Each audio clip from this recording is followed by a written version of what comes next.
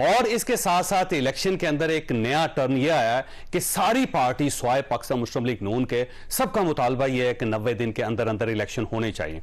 Pakistan peoples party जो इससे पहले इस इलेक्शन को डिले करना चाहती थी, फिर बाप पार्टी, फिर बीएनपी मेंगल पार्टी, फिर एएनपी पार्टी, ये सब इन पार्टीज का शायद गवर्नमेंट के दौर में एक मौक़िफ़ मुख्तलिफ था, लेकिन अब वहां पे चीजें बदल रही हैं। तो अब इमरान खान साहब का मौक़िफ़ के 90 दिनों के अंदर अंदर इलेक्शन होने चाहिए और बाकी तमाम पार्टीज का मौक़िफ़ भी वही हो चुका है, सेम हो चुका है, सवाए पाकिस्तान मुस्लिम लीग नून के। तो क्या इसका मतलब ये हुआ कि नून लीग अब इलेक्शन नहीं चाहती या इलेक्शन को डिले करना चाहती है? तो ये दोनों चीजें हम आज के शो में डिस्कस करेंगे। हमारे साथ तशरीफ रखते हैं आमिर इलियास राना साहब, अतर काजमी साहब और मजहर अब्बास साहब, तीनों सीनियर सहाफ़ी, आप इनको अच्छी तरह जानते हैं। मजहर साहब, आपकी तरफ आऊंगे, ये फरमाइए सर, ये एक नया नुक्ता है कि अगर एक ऑफिशियल सीक्रेट जो है डी क्लासीफाई हो चुका है, साइफर जो है, तो अब उनका मुकदमा बनता नहीं है।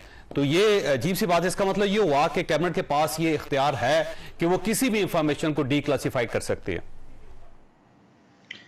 शुक्रिया चौधरी साहब। देखिए, मैं तो बुनियादी तौर पे ऑफिशियल सीक्रेट एक्ट के ही खिलाफ हूं, क्योंकि ये जो है, ये सारे कवानीन जो अंग्रेजों ने तहरीक आज़ादी को कुचलने के लिए बनाए थे, वो हमने क़याम पाकिस्तान के बाद वो सारे कवानीन को ओन कर लिया। चाहे आप कोई 1923 में बना, कोई 1861 में बना, कोई 1857 में बना, चाहे आप सेडिशन ले लें, चाहे और दीगर कवानीन ले लें। फिर माशाल्लाह पिछली हुकूमत ने इसमें और वो कर लिया, आगे चल के उनके साथ क्या होगा इन्हीं कवानीन के तहत। देखिए, सीधी सी बात यह है कि जाहिर है, जो ये अगर एक पॉइंट है तो जब कोर्ट में जाएगी मामला तो होगा। अब तो ऑफिशियल सीक्रेट एक्ट की खुसूसी अदालत बन गई है और इन कैमरा ट्रायल होता है, इन कैमरा ट्रायल हो रहा है। और ये अदालत सिर्फ जाहिर है इस दौर के लिए नहीं बनी है, अब ये अदालत for all time to come रहेगी, अनटिल अनलेस पार्लियामेंट जो है इसको ख़त्म ना करे। तो इसके तहत इमरान खान साहब पर मुकदमा चलता है या शाह महमूद कुरैशी साहब पे मुकदमा चलता है। अब इसमें वैसे मजहब जो वकील का नुक्ता है ना, ये एक नया टर्न है इसके अंदर। वो ये कहते हैं कि जब कैबिनेट ने अप्रूवल दे दी थी, उसे डी क्लासिफाइड कर दिया था उन्होंने, तो फिर ये केस बनता नहीं है। अब जो मेरे पास जो सारी रिसर्च है उसमें तो आपको याद होगा कि 27 मार्च को इमरान खान साहब ने ये साइफर लहराया था और उसके बाद फिर 9 अप्रैल को शहबाज गिल साहब की एक ट्वीट आई थी जिसमें उन्होंने कहा कि आज वफाकी काबीना के खसूसी इजलास ने यह फैसला किया है कि धमकी अमेज मरासला ऑफिशियल तौर पर डी क्लासीफाई करके chief justice supreme court of Pakistan, speaker कौमी असम्बली और चेयरमैन सेनेट को भेजा जाएगा ताकि स्पीकर इसे अपोजिशन लीडर को दिखा सके और चीफ जस्टिस इस पर कार्रवाई कर सके।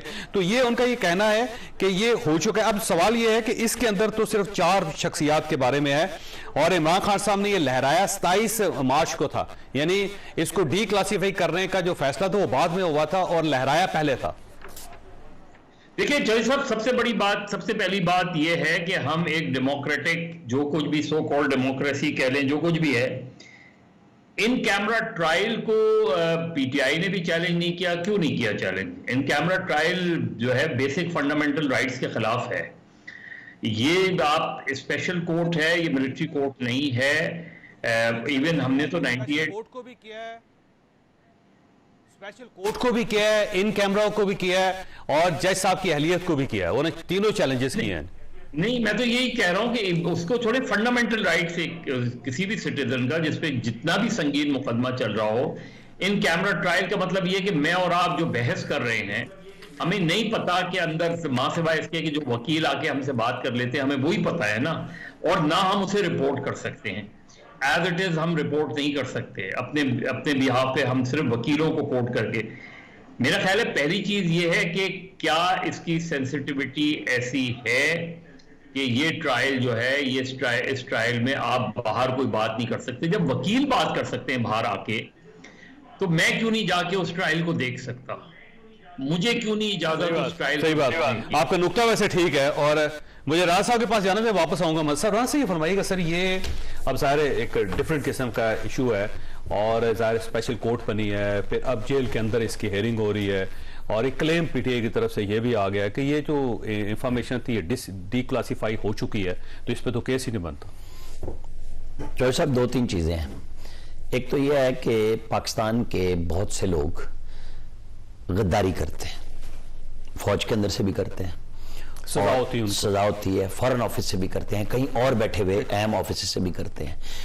क्या उन सब के केसेस, मैं इमरान खान के केस की बात नहीं कर रहा, जो बुनियादी नुकता है कि ये ऑफिशियल सीक्रेट एक्ट के तहत अदालतें क्यों हैं, चलती क्यों हैं, क्या उनको पब्लिक कर दें? सारे राज जो दुश्मन को बेचा किसी ने चल रहा है।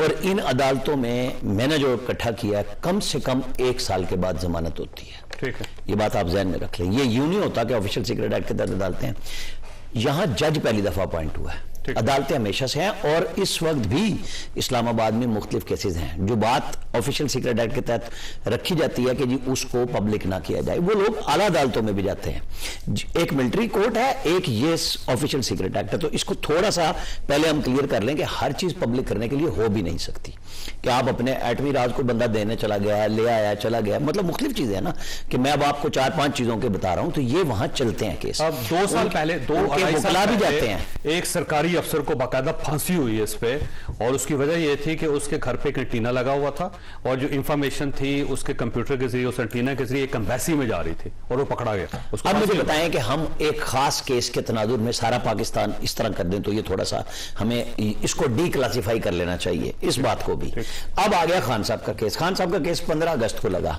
ये मुकला जो आपको सारे टेलीविजन चैनल्स पे नजर आते हैं, ये खान साहब के कहां थे? आज 1 घंटा इन 6 वकीलों ने अटक जेल में, स्पेशल जज ने, जिसने आज इनका 15 दिन का रिमांड दिया, मुलाकात भी कराई। इन्होंने सारा कुछ किया। उन्होंने कहा आप लोग कहां थे 15 दिन? क्या मैं प्रेस रिलीज जारी करूंगा कि मैंने क्या फैसला किया? ठीक है। वकला इमरान खान की हर घंटे की इतला, ये पंजोथा साहब, शोएब शाहीन साहब, जो लोग आज सफदर साहब बोल रहे थे, ये कहां थे? ये मीडिया रिपोर्ट कर रहा था। मैं आपको बताऊं, 29 अगस्त को साले मुगल ने दी, फिर 30 को हमने दोबारा लेटर लगाया, पब्लिक किया कि जी ये जारी हो चुका है। ये सारी एक मिनट की जो लेके यूट्यूबर फिर रहे होते हैं, खान साहब को भूल गए। ये सब जैसे ही वो आया, देसी घी में मटन और चिकन बन रहा है, देसी सब कुछ, उसके बाद से ये खान साहब को भूल गए। ये तो उनका हक नहीं, हक नहीं है। ये सुप्रीम कोर्ट में अगर रिपोर्ट ना आती ना, इन्होंने कहना था ये सारा कुछ झूठ है। इमरान खान साहब के साथ वो बेगम साहिबा ने भी कहा कि मसल पुल हो रहे हैं, फलाना हो रहा है, शल हो गए, ये सारे के सारे चुप हो गए। ये खान साहब को छोड़ चुके हैं, आपस में लड़ रहे हैं। एक वकील कहता है मैंने जाना है, दूसरा कहता है। आज जज साहब ने 6 के 6 को इकट्ठा बिठा दिया। अब इनके पास सारे राइट है, हाईकोर्ट से सस्पेंड करा लें, ना कोर्ट को चलने दें, चले गए हाईकोर्ट नहीं करा लें, मैंने ये नहीं कहा, वो कर लिया है। करा कैसे लें वो सारे? ये कल हमने ट्वीट की, उसको उठा के रीट्वीट करते रहे कि जी देखें जी रिमांड हो गया। ओ भाई, आप थे कहां? किससे मुके हुए थे? आप सारे के सारे पीटीआई के वकला से मेरा सवाल है, आप किसके साथ थे? आप आपस में लड़ रहे थे, ये भी पता है। अब इसमें जो पंचोता साहब है ना, वो क्या कह रहे हैं? वो ये कह रहे हैं कि इमरान खान साहब 1000 साल जेल में रहने के लिए तैयार है। वो 1000 साल वो जेल के अंदर लगे। और दूसरी साइड पे वो कह रहे हैं कि भाई उनकी जान छोड़ दो, मटन चिकन सब कुछ चाहिए। ये मैं मजाक की नहीं बात कर रहा, ये हमारे यहाँ एक बन गया था कि पता नहीं उनके साथ, खान साहब के साथ क्या हो रहा है। ये सुप्रीम कोर्ट में रिपोर्ट आई है तो सबने मान ली। अब आ जाए ऑफिशियल सीक्रेट एक्ट। सदर पाकिस्तान ने जो ट्वीट किया कि जी मैं माफी चाहता हूं जिनको सजाएं होंगी, वो किसको कह रहे थे? पिंडी को खुश करने के बाद वो अपनी पार्टी में वापसी की राह हमवार कर रहे थे। अब लॉ मिनिस्ट्री ने उन्हें कह दिया है, हो सकता है वो फिर तारीख दे के कहेंगे जी मैं तो अब रिजाइन कर रहा हूं, यहां तो कोई काम हो ही नहीं सकता, ताकि वापसी हो सके पार्टी में। इलेक्शन के लिए मतलब कि भाई ताकि वो एक स्लोगन बनाए कि जी मैं हीरो हूं और मैं वो काम कर रहा हूं जो कोई दूसरा नहीं कर सकता था। इशू ये हो गया है कि जैसे सुप्रीम कोर्ट में इन्होंने किया, सुप्रीम कोर्ट ने ऑब्जर्वेशन दे के कहा कि ये बिल्कुल एक फारिग केस है, और हाई कोर्ट को मजबूर किया कि वो जमानत दे। जमानत होनी थी, हो गई, लेकिन अब अपील तो फिर हाई कोर्ट में है। क्या ये 16 तारीख से पहले सुप्रीम कोर्ट दोबारा सुनेगी इस केस की? अपील भी कहेगी हाई कोर्ट को कि आप सबसे नंबर हटा के और आप सबसे पहले सुन लें। ये इशू है कि आप लीगल बैटल में जाना चाहिए आपको। आपने जो तोशाखाना का केस, तो इसका मतलब ये हुआ कि अब ये जो 13 तारीख पॉइंट पे नहीं लड़ा, ये जो 13 सितंबर दिया गया है, तो आपका ख्याल ये है कि जो लो जुडिशरी वो चाहती है कि 16 सितंबर से तक जो है इमरान खान समुंदर ही रहे?